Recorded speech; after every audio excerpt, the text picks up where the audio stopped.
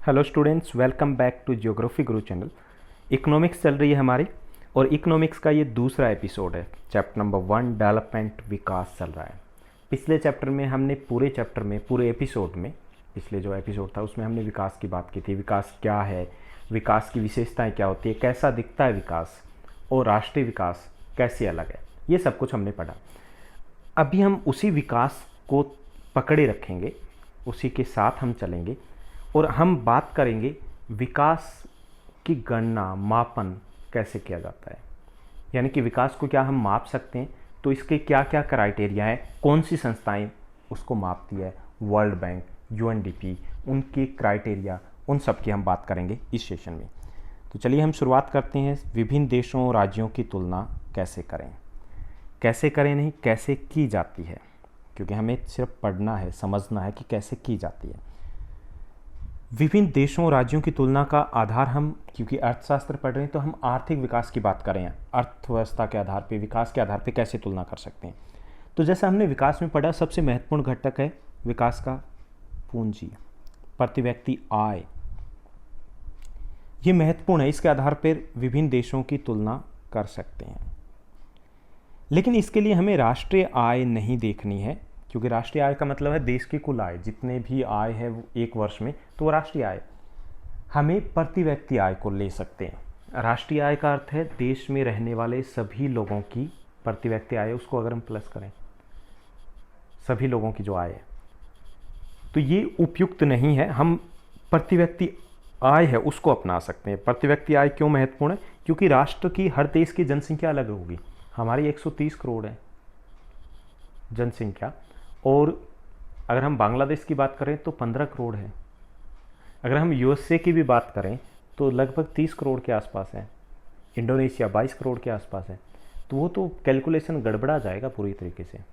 तो इसलिए हमें प्रति व्यक्ति आय देखनी कि हर व्यक्ति की औसत आय कितनी है, वो देखा जाएगा, तो उससे बेहतर हम तुलना कर पाएंगे। तो राष्ट्रीय पहला तो क्राइटेरिया हमें समझ में आया कि हम आय के आधार पर तुलना कर सकते हैं विश्व के विभिन्न देशों की। अब उस देश की राष्ट्रीय जो औसत आय या प्रति व्यक्ति आय है उसकी तुलना करने के लिए हमें उस देश की जो कुल आय है उसको कुल जनसंख्या से हम विभाजित करेंगे। अब कुल आय को कुल जनसंख्या जब विभाजित करेंगे तो हमें क्या प्राप्त होगा, हमें प्रति व्यक्ति आय है वो प्राप्त हो जाएगी, और उसके आधार पे जिस देश की प्रति व्यक्ति आय अधिक है उसके आधार पे हम तुलना कर सकते हैं। इसके उपयोग का एक बड़ा कारण ये है कि प्रति व्यक्ति आय का अर्थ है कि वहाँ का जीवन स्तर भी बेटर होगा, लिविंग स्टैंडर्ड, ज़्यादा पैसे मतलब ज़्यादा सुविधाएं कुछ हद तक तो बेहतर होगी। तो ये प्राचीन तरीका, सबसे पुराना, सबसे पहले का जो तरीका है कि जिसके पास ज़्यादा आय मतलब वो बेहतर है। आप भी अगर घर वालों से पूछोगे तो ज़्यादातर वो यही फेवर लेंगे कि मतलब जिसके पास ज़्यादा पैसा मतलब लिविंग स्टैंडर्ड बेटर है। हालांकि ऐसा ज़रूरी नहीं है। आय के साथ साथ अन्य कारक भी महत्वपूर्ण और कई बार बहुत अधिक महत्वपूर्ण है। तो ये तुलना करने के कौन कौन से क्राइटेरिया है, कौन सी संस्थाएं तुलना करती है, कंपैरिजन करती है, वो हम जानते हैं। तो दो संस्थाएं हैं जो विश्व के विभिन्न देशों की तुलना करती है। उन संस्थाओं के नाम है वर्ल्ड बैंक और दूसरा है यूएनडीपी।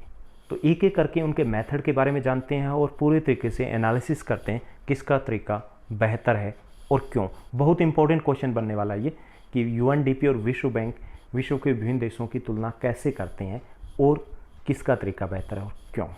चलिए हम शुरुआत करते हैं सबसे इंपॉर्टेंट टॉपिक की, विश्व बैंक, वर्ल्ड बैंक। विश्व बैंक है, उसकी तुलना का आधार या क्राइटेरिया क्या है।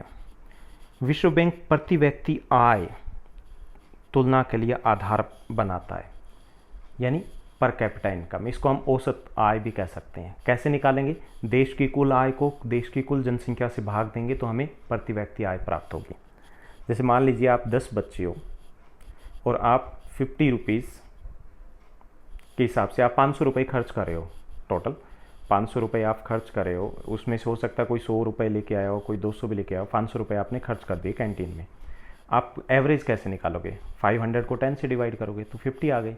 तो ऐसे ही देश की जो प्रति व्यक्ति आय या जो पर कैपिटा इनकम है औसत आय है, एवरेज इनकम है, तो वो देश की कुल आय को कुल जनसंख्या से हम भाग देते हैं तो हमें प्रति व्यक्ति आय प्राप्त होती है। हालांकि ये विकास की संकीर्ण अवस्था है। संकीर्ण अवस्था इसको इसलिए माना जाता है कि इसमें सिर्फ आय के ऊपर ही जोर दिया जा रहा है। तो विश्व बैंक है किस आधार पर तुलना करें? प्रति व्यक्ति आय के आधार पर। प्रति व्यक्ति आय के आधार पर जो तुलना की जाती है, इसमें देशों को 3 श्रेणियों में विभाजित किया जाता है, 3 ग्रुप में। अभी जो लेटेस्ट है उसमें 4 ग्रुप बना दिए गए हैं। तो उसमें अमीर देश, मध्यम आय वाले देश, इसमें 2 ग्रुप बना दिए गए हैं, उच्च मध्यम आय और निम्न मध्यम आय वाले, और गरीब देश जिनकी इनकम और भी कम है। तो ये क्राइटेरिया किसका है? विश्व बैंक का है। अब इसके गुण और दोष देखते हैं, यानी कि इसके प्रोस और कॉन्स देखते हैं कि क्या मेरिट्स है और क्या इसकी डेमेरिट्स हैं। ये जो विश्व बैंक का मेथड है, गणना करने में बड़ा आसान है, इजी टू कैलकुलेट, मतलब कुल आय और उसको भाग दे दो कुल जनसंख्या से, आसानी से निकल जाएगा। समझने में बड़ा आसान है कि मैंने समझाया और आपको समझ में आ गया होगा कि औसत निकालनी है हमें, औसत निकालनी है। और औसत अगर आप अपनी क्लास की निकाल लो, दूसरी क्लास की निकाल लीजिए जो पॉकेट मनी है, तो आप इन क्लासेस के निकालोगे तो आप इजीली समझ जाओगे कि हाँ ये प्रति व्यक्ति आय है और उसके पास अधिक है, उसके पास कम है। तुलना करना भी बहुत आसान होता है इसमें। अगर किसी अनएजुकेटेड या अनपढ़ को भी बताओगे कि उस देश में इतनी आय है, या हमने फसलों के आधार पे ले लीजिए, औसत अगर बताते हो कि वहाँ पे उसकी इतनी एवरेज हुई है पर एकड़ की, उसकी इतनी हुई है, बता देता है कि किसकी ज़्यादा है, पता चलता है ना। तो वही यहाँ पर है कि इसको गणना करना आसान है, इस विधि में समझना आसान है, और तुलना करना, कंपैरिजन करना, easy to calculate, easy to understand and easy to compare, ये गुण है इस विधि के। लेकिन इसकी कुछ लिमिटेशंस या कुछ कमियां भी हैं इस विधि के, जिसके आधार पर इसकी आलोचना की जाती है। पहले किसमें केवल आय वो शामिल की जाती है, शांति, स्वास्थ्य, पर्यावरण, शिक्षा, दीर्घायु, इनकी अनदेखी की जाती है। यानी इसमें क्या शामिल है? केवल आर्थिक पहलू है वो शामिल किया गया है, और ये सभी शामिल नहीं किए गए, यानी कि सिर्फ आय पर आधारित। तो ये सबसे बड़ी कमी है। दूसरी ये है इसके वितरण संबंधी जानकारी, यानी कि इसमें हमें औसत आय पता चलती है। हमें क्या पता चल रहा है? सिर्फ औसत आय। हमें ये पता नहीं चल रहा कि हर व्यक्ति की आय कितनी है, ये इससे पता नहीं चल पाता। मान लीजिए कि एक देश है XYZ और उसमें 5 सिटीजन है, सपोज कीजिए, और कुल इनकम है 50,000। अगर उसको आप कैलकुलेट करोगे तो पर कैपिटा इनकम कितनी आएगी? 50,000 को आप 5 से डिवाइड करोगे 10,000 आएगी। लेकिन हमने जब एनालिसिस किया, क्योंकि 5 ही है, तो पता चला कि एक व्यक्ति की आय 48,000 है और बाकी की है 500। अब ये पता चल पाता है औसत आय से? नहीं पता चल पाता ना। औसत तो उसकी 10,000 ही आ रही है। दूसरा देश है, वहाँ पर भी 50,000 है, 5 ही सिटीजन है, लेकिन वहाँ पर किसी की 10,500 है, किसी की 9,500 है, किसी की 10,000 है, एवरेज 10,000 ही आ रही है दोनों की। तो कौन सा देश बेहतर है? देखने में तो दोनों बराबर लग रहे हैं, लेकिन जो बी कंट्री है वो बेहतर स्थिति में है, क्योंकि वहाँ पर आय का समान वितरण है।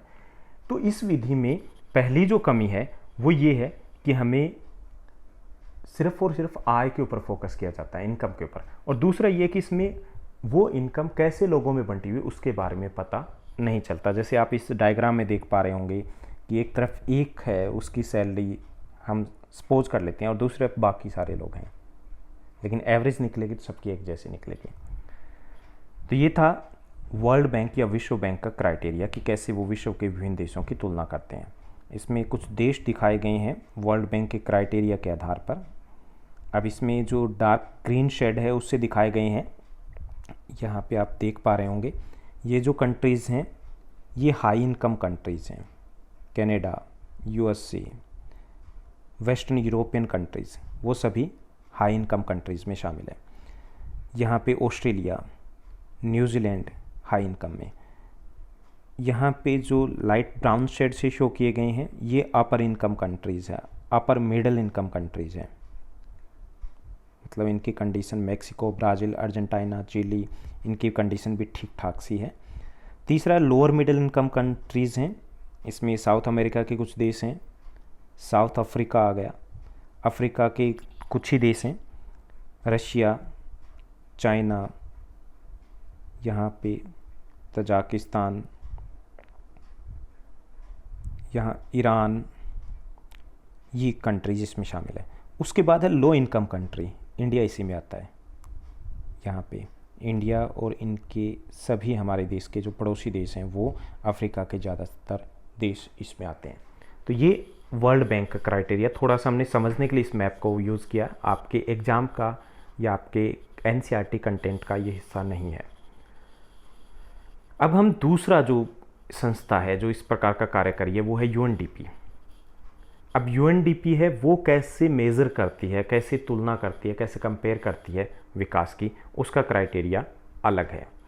यूएनडीपी है उसका क्राइटेरिया विश्व बैंक से अलग है। इसके लिए वो HDI सूचकांक का प्रयोग करता है, ह्यूमन डेवलपमेंट इंडेक्स, जिसको हम मानव विकास सूचकांक भी कह सकते हैं, उसका प्रयोग करता है।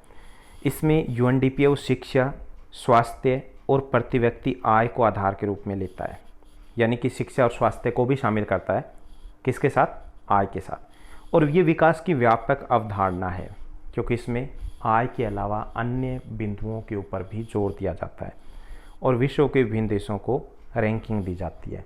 विश्व बैंक क्या करता है, वो समूह प्रदान करता है, ग्रुप में डिवाइड करता है ना, यहाँ पे रैंकिंग देते हैं, first, second, third, fourth, fifth, sixth, हम बहुत पीछे आते हैं, हम उसके बारे में बात करेंगे। तो ये विश्व बैंक का क्राइटेरिया है। अब आप बताइए कि कौन सा बेहतर है, कौन सा बेहतर लगा, विश्व बैंक या यूएनडीपी? यूएनडीपी का बेहतर है क्राइटेरिया, क्योंकि इसमें आय के अलावा अन्य जो महत्वपूर्ण बिंदु है उनके ऊपर भी जोर दिया जाता है, यानी कि उनको भी शामिल किया जाता है आय की गणना में या विकास की तुलना के लिए। तो इसमें ये नीचे जो दी गई है कुछ आधार के ऊपर तुलना की गई कुछ देशों की, जैसे ब्राज़ील, इंडिया, चाइना, यानी इम्पोर्टेंट जो कंट्रीज़ हैं या जिनको हम कह सकते हैं कि विकसित देश या विकासशील देशों की श्रेणी में है, कुछ हमने शामिल किए हैं इसमें हमारे पड़ोसी देश।